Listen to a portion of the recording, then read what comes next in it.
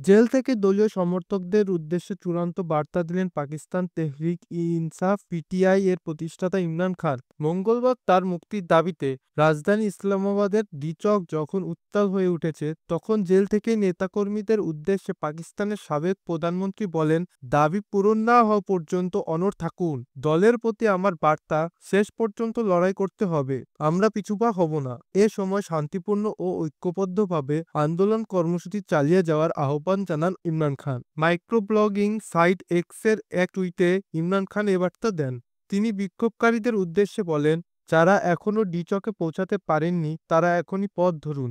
ইমরান খান বলেন, স্বরাষ্ট্রমন্ত্রী মহসিন নেকভির নির্দেশে পুলিশ ও রেঞ্জেরা কর্মকারীরা বিক্ষোভকারীদের ওপর গুলি চালিয়েছে, কয়েকজনকে হত্যা ও আহত করেছে, এজন্য তাকে জবাবদিহি করতে হবে।